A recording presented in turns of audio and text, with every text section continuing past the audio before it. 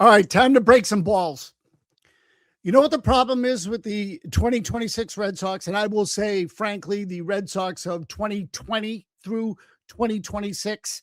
And those are the teams that were built by Chaim Bloom and Craig Breslow, largely, admittedly, some of that in the middle of a rebuild.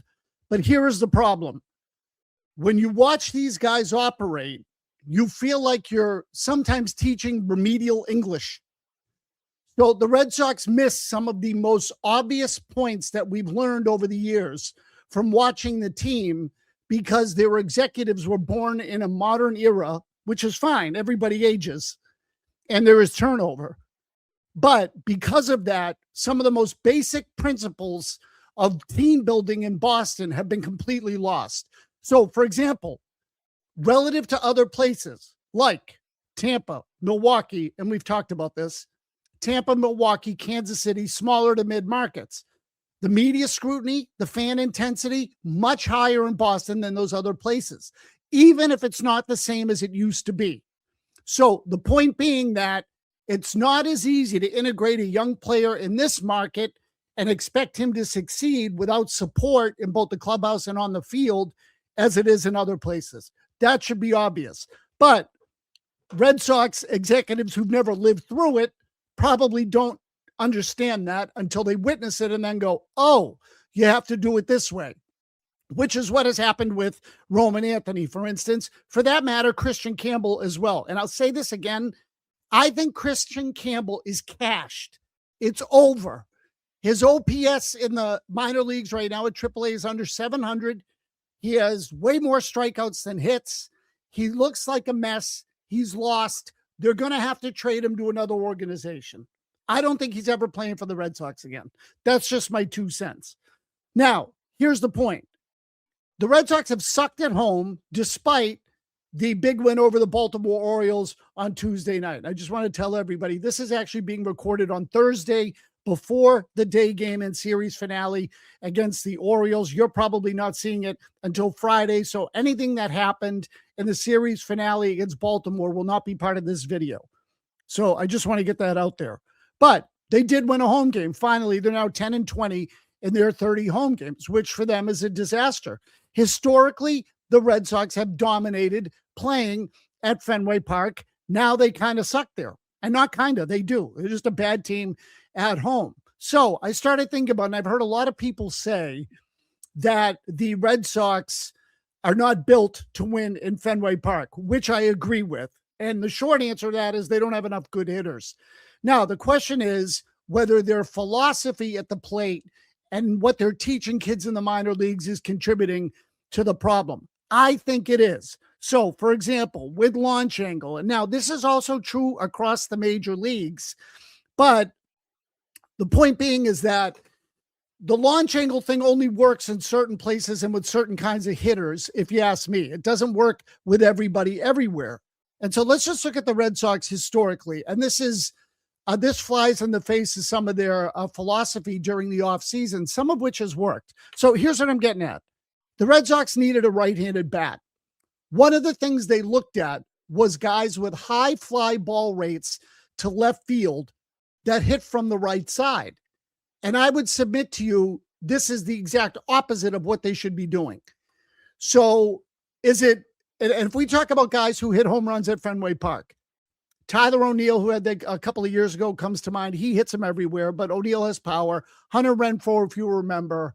Now Wilson Contreras was brought in, and also Caleb Durbin, who did not necessarily have a history of hitting for power, but his fly ball rate to left field was high. And so the Red Sox naturally assumed that he could hit home runs and then tried to instruct him on how to hit more, fouled him up so completely that they've now gone back to getting him to try to spray the ball all over the ballpark, which is what they should have done in the first place. Take the player's strengths and work with them. Don't try to change him into something he isn't. And I think they've done a lot of this of late. But here's the part where they're missing the point. Historically, if we look at the best players in Red Sox history, the large majority of them are left-handed, and these are overall numbers, but I should say these are Fenway Park numbers. This is just at Fenway Park. So highest career batting average, minimum of 1,000 at-bats. So we're talking about roughly call it a 5-year period. Okay. I didn't do plate appearances. I did at bats. But, in the course of a season, you're going to get, let's call it 500 at bats, somewhere in that area. If half of those are at home, that's 250. That puts the number at 1250, but we allowed for injury and that sort of thing. So 1,000 at bats, minimum, Fenway Park. Career leaders in batting average. Boggs, left-handed. Williams, left-handed. Speaker, left-handed. Fred Lynn, left-handed. Pete Runnels, left-handed. Billy Goodman, Mo Vaughn. Of those 9 names we gave you, 7 are left-handed. And the answer is obvious. Some of these guys hit for power, some of them did not. And you are going to see a majority of right-handed pitchers. So all that has to be factored in. But the point being, the left field wall at Fenway Park adds batting average onto just about every left-handed batter who can hit the ball to the opposite field. It's a critical skill, really, to hit for high average, and nobody does it anymore. Very few people do it anymore. The Red Sox certainly don't have enough guys who do it anymore, but it's about hitting the ball to the opposite field. A lot of these guys did hit for power. Lynn certainly hit for power. Ted Williams hit for power. Mo Vaughn hit for power. I would also pay attention to the right-handed batters on this list. Nomar Garciaparra hit for power. Jimmy Fox hit for power. I almost wanted to leave Fox off this list because he goes back into the early 1900s. It was a completely different game, but I'll work with it. You know where Nomar Garciaparra's power was? Not to left, to right center. So this is another thing that I think the Red Sox get wrong. The right-handed batters that you want in your lineup at Fenway Park are guys who can drive the ball out to the opposite field. Now, admittedly, those are hard to find because hitting a 395-foot fly ball or line drive to right field, 395 foot or longer, when you're talking about hitting to the triangle and center field and the bullpens, you're talking 400 feet to round it off. So finding those guys is difficult. You have to pay for them. Manny Ramirez, and this brings me to the second part of this graphic, OPS. Now we're factoring in power. And you'll see the number of lefties on this list drops a little. It goes down to 5. And the right-handed batters, Jimmy Fox, again, I think you can almost leave out. But Ramirez and Garciaparra. And a guy who's not on this list is Jim Rice. And I would submit Jim Rice is another one. We're talking about 3 of the better power hitters from the right side in the last, call it 50 years of Red Sox history. Jim Rice, Manny Ramirez, Nomar Garciaparra. All 3 of those guys had power to right center field. That was their power, right center. They were not left field fly ball hitters. They were good hitters who could drive the ball out to right center field. And this is important at Fenway for this reason. The dimensions at Fenway are obvious. The biggest part of the ballpark is center and right field. It's why the Red Sox over the years have effectively employed 2 center fielders on the field at any given time, one in center, one in right. Trot Nixon was a backup center fielder at times. This all really started in the late 90s, but I'll even, Dwight Evans, certainly Fred Lynn in the 70s, but Evans was never really truly a center fielder. But when the Red Sox built their roster in the late 90s, at one point, they went out and got Darren Lewis and Damon Buford, both of whom were Gold Glove caliber center fielders, and they put one of them in right. Lewis played right, if I'm not mistaken. Buford played center. And then sometimes Lewis would play center if they went for a left-handed bat in the lineup. You get the idea. There was some platooning in there. But the emphasis was on those 2 areas. If a right-handed hitter comes into Fenway Park, like I mentioned them earlier, Tyler O'Neill, Hunter Renfroe, guys who want to hit pull home runs at Fenway, the opposition's going to throw them breaking balls away. That's what they're going to get. Sliders away. And so Caleb Durbin is going to get a crap ton of sliders on the outside part of the plate, as Trevor Story did, because he's trying to pull everything and he's vulnerable to it. And even if he does hit the slider to the opposite field, he's not going to be able to hit it out of the ballpark.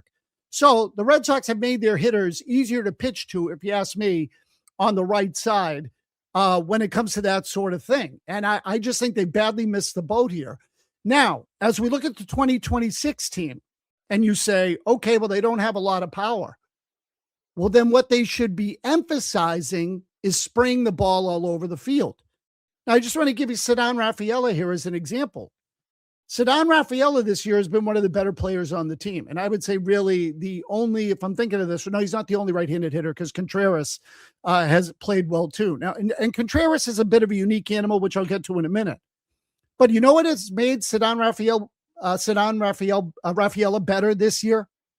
He's hitting the ball the other way. He's hitting for a higher average. So he's getting himself out less. In spring training, I noticed that he hit a couple of home runs to the opposite field. And I thought, oh, okay, well, that's interesting. If he's going to start doing that, he becomes a completely different player. I don't think he's going to be able to do it with regularity at Fenway Park. And those of you who want to mock me for Mookie Betts way back when, because I thought if I were keeping one of those players at that time, Betts or Devers, I said I would keep Betts. My concern about Mookie Betts was that he did not have true, what I would call opposite field power. I think it's part of the reason his numbers in the postseason suffered when he played for the Red Sox, that teams would pitch him away and he couldn't hit the ball out to right field. Not his fault. It's a limitation. Not a lot of guys can do it. But the Red Sox need those kinds of hitters. If they don't have those guys, they got to hit the ball to the opposite field more. And this year, I looked this up with the help of Tyler Milliken, Section 10 podcast, that this year the Red Sox are in the middle of the pack in terms of percentage of balls they hit to the opposite field. I would submit that number has gone up in the last, call it 6 weeks. Early in the year, they were trying to pull everything, Durbin in particular. And as a result, their run production suffered. They became easy outs. Now I think they're hitting the ball all over the field a little bit more, and the offense has gotten a little bit better. This is going to be the way they have to play. So I want to bring up now, as far as lefties at Fenway Park, you can't build your lineup entirely of left-handed hitters, but you do need balance in the lineup, right? I mean, so the point being is when the Red Sox were in their heyday, Ortiz and Ramirez were perfect because they were both elite hitters at Fenway Park. One was left-handed, one was right-handed. And managers like Joe Torre remarked repeatedly about how difficult it was for opposing pitchers to get through that two-man stretch when they came into Fenway Park, or for that matter, any ballpark, because those guys could hit for power to all fields. And so that created a dilemma with men on base, and frequently opposing pitchers got hurt in there. The Red Sox need to create that same kind of dynamic now. And I would say historically, if you look at their lineups, they generally have had those two things. They tried to put Jose Canseco with Mo Vaughn way back when, or it was Jim Rice and Fred Lynn, or you get the idea. Don Baylor was here for a period of time. And even if you weren't hitting home runs, if you had a good left-handed hitter, he could hit doubles. So you look at the left-handed hitters in the lineup now. Roman Anthony is still an unknown. I think, and when I say unknown, we just don't have enough of a sample size on Roman Anthony. Injuries have obviously been a factor. Everything Roman Anthony has shown suggests he's going to be an elite hitter, meaning left field, right field, power all over the place. So Roman Anthony will be that guy in the middle of the lineup. Part of the reason he has been neutralized this year is the Red Sox don't have anything to really counterbalance him. And before you give me Wilson Contreras, let me just tell you that he's largely pull power. And Wilson Contreras is a bit of a different animal because he stands right on the plate. Meaning if you throw him a strike on the outside part of the plate, he can still pull it. Now, why don't more righties do this? Because they can't handle the fastball on the inside part of the plate if they do that. They just get jammed a little too easily. Not a lot of guys like to do it. Some guys just say, screw you, I'm going to stand here and I'm going to dare you to come inside. Contreras gets hit a lot. So, and I like Contreras. I think he's a good hitter. I think that in the ideal scenario, he is the third of your big three in the middle of the lineup. So if you had right, left, right, I think you'd be fine. If you're the Red Sox, or if you had left, right, left, and you want to put Contreras in the middle, that's fine too. But you get the idea. There's got to be some little minefield for opposing pitchers to navigate in the middle of that lineup. The Red Sox don't have it. And right now, Anthony's out. So the best players on the team this year have been Contreras, whom we mentioned, Rafaela, whom we mentioned. We have not mentioned Wilyer Abreu. So I want to go back to something Sam Kennedy said. If you remember, in the middle of May, the Philadelphia Phillies were at Fenway Park. The Red Sox lost, I think it was the series opener, by a 2-1 score. And late in that game, Wilyer Abreu hit a ball deep to the warning track. It was a cold, sort of raw, early year New England night. And Abreu hit a ball that everyone thought was a home run that got caught on the warning track. Earlier in the game, Kyle Schwarber had hit a home run for Philadelphia that easily cleared the right field wall. So you say, well, Schwarber has more power than Wilyer Abreu does. True. Absolutely true. And before anyone takes this as some sort of a criticism of Wilyer Abreu, it isn't. This is all about slotting and putting people in the right places to succeed, and particularly in the ballpark that they play in. So when the Red Sox acquired Wilyer Abreu from the Houston Astros in the Christian Vasquez deal, they knew what kind of player he was, and they thought he could hit for power at Fenway Park, and he has. So there's just one drawback to Wilyer Abreu's game, and that is he's not perfectly suited for Fenway Park as a left-handed hitter. And the Red Sox have now put him in a spot where, again, because they don't have power in the lineup, he's being asked to deliver more of it. So this is courtesy of Fangraphs. This is Wilyer Abreu's career spray chart for home runs. Okay, you can see that of all the home runs he's hit in the big leagues, only 2 of them have come to the left side of second base, and only one that I would call truly left field. All of his other home runs have been to right field, and this is fine. This doesn't make him a bad player. He's a good player. He's just not one of the great left-handed hitters in baseball. There's a place for Wilyer Abreu on a roster, and where he should be slotted again is in that 5-6 area in a traditional lineup. I think if you put him in that kind of spot, he's perfectly fine. But these home runs, some of these are at home, some of these are on the road. But Wilyer Abreu is not the kind of guy. I think Wilyer Abreu, frankly, gets hurt by playing in Fenway Park. Now, he's got some doubles and other hits to the opposite field, but the fact of the matter is, and maybe this is a strength, Wilyer Abreu is effectively the same player at home as he is on the road because Fenway Park doesn't help him. Ideally, you would love guys who are good players on the road and great players at home because the ballpark helps them. In Wilyer Abreu's case, that doesn't happen. So I just want to break this down further. Again, the chart we're showing you here on the home runs is the home runs Abreu has hit career in Major League Baseball, 2026. Virtually all of them to right field. That shouldn't surprise you because most hitters would fall into a similar spray chart. Maybe not exactly like this, but a similar spray chart. Now, these are his home and road splits. Again, career, and he's played his entire big league career for the Red Sox, so he's never played home games anywhere else. You can see the home OPS is actually a little bit lower, and the batting average is a little bit lower than it is on the road. If he were the kind of hitter that, a Fred Lynn was or a Wade Boggs was, guys who sprayed the ball around a little more, Wilyer Abreu would hit 300 at Fenway Park. His average would go up 40 points. That left field wall, automatic hits. Years ago, when the Red Sox traded for Adrian Gonzalez from the San Diego Padres at the time, Kevin Towers, the general manager of the Padres, said that, and Gonzalez's career batting average in the National League with San Diego at that time had been right around 260, I think, maybe 265.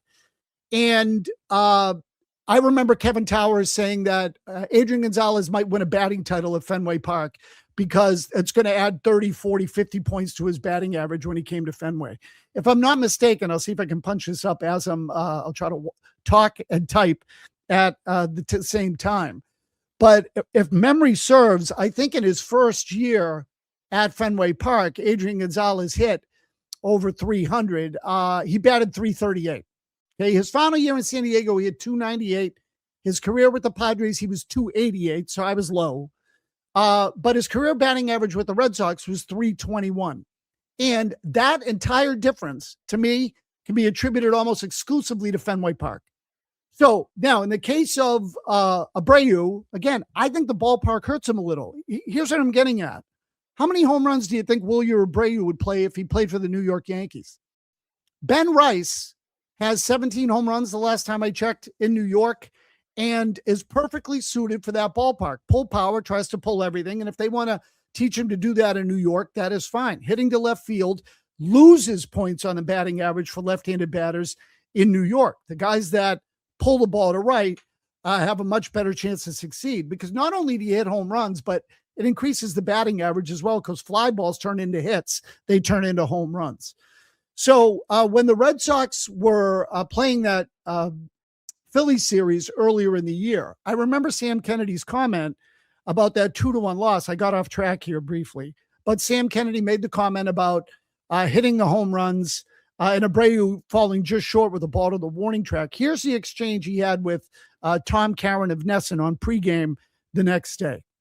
Last night, and the pitching is obviously there. You lose 2-1. The defense has been good. In fact, it's one of the best defensive teams in baseball. Just if you had a little more offense, this would be a whole different story. Yep, and still stinging from Willie Abreu's bomb that we thought was gone. Bring those walls in a little bit. Yeah. It's been more seats. Listen, we gotta get it going, and we will. We've got a lot of confidence in this group.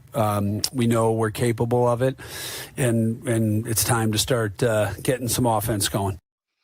Okay, now at the time, I think a lot of us mocked Sam Kennedy for that comment for this reason. Sour grapes. Kyle Schwarber didn't have any trouble hitting the ball out of the ballpark that night. And you know why? Because Kyle Schwarber is a legitimate, bona fide, big-time major league power hitter. In other words, you're not relying on circumstances for Kyle Schwarber to hit a home run. You know why Kyle Schwarber hit a home run that night and Willie Abreu didn't? Because Schwarber has more power and is worth more.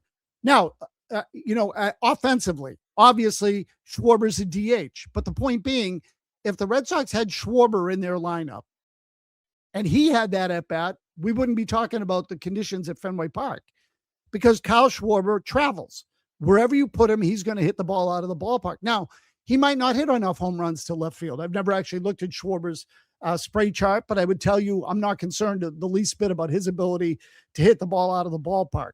He's a slugger. I don't know that I would call him an elite hitter, but he's a slugger, and he's a dangerous guy because of the raw power that he possesses. Also, and we all know this, Schwarber was a free agent at the end of the season. The Red Sox made a call. They never made him an offer, and this is according to reporting that took place when the Phillies were in town. They never made him an offer. They didn't want to give that kind of money to a guy who was just a DH, so he went back to Philadelphia. And Philadelphia is a good ballpark to hit in. But if you had Schwarber in your lineup, maybe you'd win that game 2-1 instead of lose the game 2-1. So again, I just think, and again, there are certain lefties you don't worry about because they just hit the ball so far, it doesn't matter. The guys that don't, ideally you would want a guy who sprays the ball and uses that wall a little bit more than Willie Abreu does. I'm not telling you, again, I'll take Abreu. He's a good player. You should want him on the team. But if he's your best hitter or one of your best hitters, one of your best 2 or 3, your team is probably not good enough, at least at Fenway Park, where being able to drive the ball to the other field is a huge difference maker for lefties and for righties. That's sort of the point of the day. I just want to mention quickly that if you haven't watched the breaking balls, I think from earlier in the week, or it might have been the end of last week, but I think it was earlier in the week, on how the Red Sox evaluate players and what kind of value they put on players. I've gotten a lot of compliments on it with regard to what the term surplus value, which apparently a lot of people had not heard. I was mistaken about that. But I've gotten a lot of compliments on it, so I urge you to watch that one. And please check out the series. You're not going to like all of them, I'm sure. But they're not just about the Red Sox. They're largely about baseball too. And if you're at all interested, please give them some views and send us what you think. You can reach me at Tony@985thesportshub.com or Maz with 2 Z's at 985thesportshub.com. And again, we'll take whatever feedback we can get. The response I've received from people generally has been good. So we'll continue to do them and hope that they continue to catch on and grow.